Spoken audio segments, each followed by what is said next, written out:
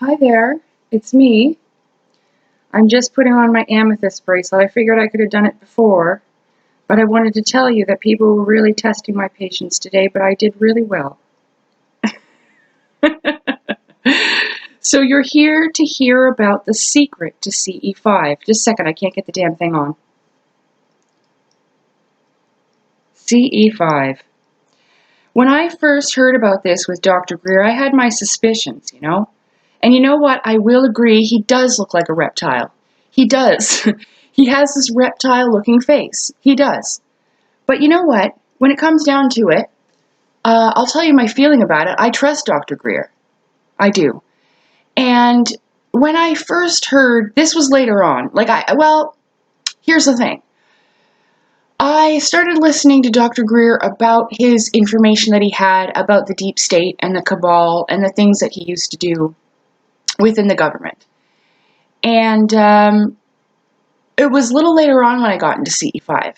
And the thing is that Dr. Greer seemed genuine, okay? But still, when I looked into this UFO summoning thing, I thought it was a little wild. And, I've been fooled before. I've been hurt in my life, not just about the UFO situation, but, I've learned to be, what's that word? I forget.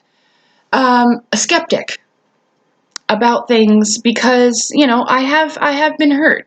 And there's no shame. Like, I remember the first UFO video that I got fooled by. And I think many people remember this. It was a circle flying saucer type UFO, and it was being followed by two jets. And what it ended up being was that this kid in, I believe it was Russia, had made a computer-generated video for his computer class. And it was really good, but somebody had taken it as a joke, or maybe had done it on purpose. It doesn't really matter. And it had gone on to be passed off as real. I did fall for it. I found out the truth, but at first I was like, oh my gosh, and I did fall for it. Hang on one second. Oh.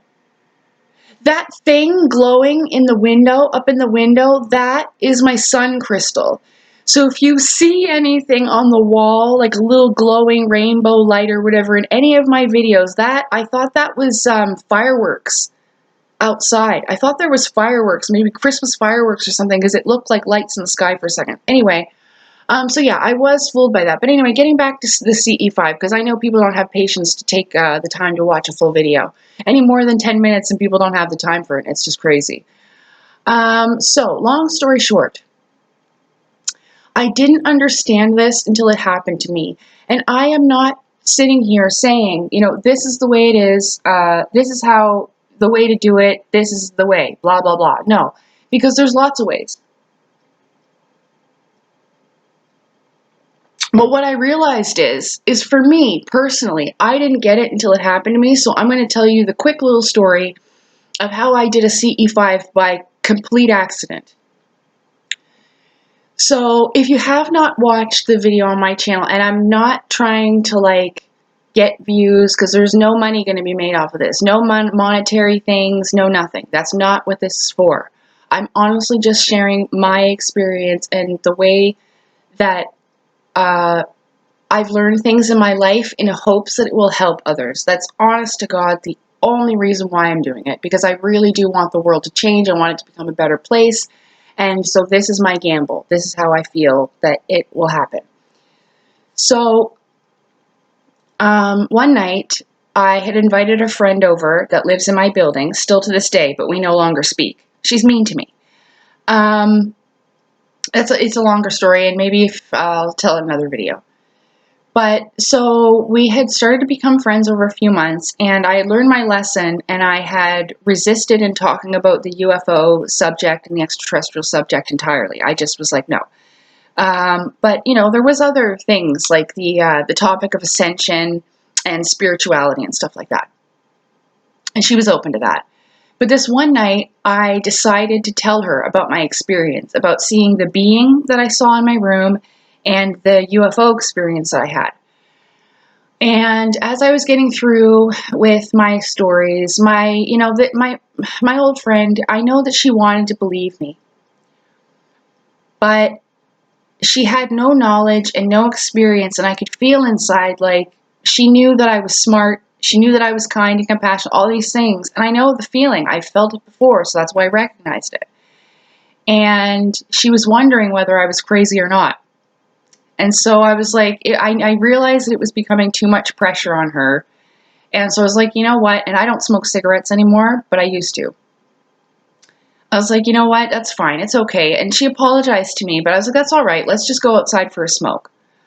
But I will admit to you that I was feeling a little bit disappointed, because when this stuff really happens to you, of course you want someone to believe you. It's really shitty to be in it alone. And so we went outside, and she lit her smoke, and we're standing out on my balcony, just out here off these windows. And if you see this screen thing here, that was from my fridge, but I put it there so I could open the window and the cats don't cling onto the screen. I don't know. I don't know why I feel the need to explain myself. Just people have strange questions. So we're out there, and she's lit her smoke, and she's standing here, but I'm more over this way, towards where that white grate thing is, underneath there. So it was windy out there. It's always windy. And I went to bend down to light my cigarette.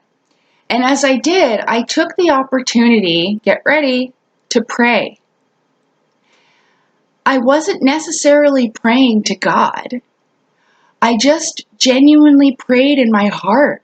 Like, this is what I said. I was like, man, I really wish a craft would show up so that I could prove to my friend that I'm not crazy. And you know what? I kid you not. I swear upon my soul that this is true. All right? I don't want to look like a fool. Nobody does. But I know this is for the best. That's why I'm sharing it. Out of the corner of my eye, I seen a little whoop. A light popped up in the sky. It was really far, but it was a significant size. And I went, oh my God. I said my friend's name, and I pointed, and I said, look. And this thing flew right across the sky, and she's looking at it. Her mouth drops open. Her cigarette's just burning away, and she's staring at it, shaking her head like in disbelief, going, that's not a plane.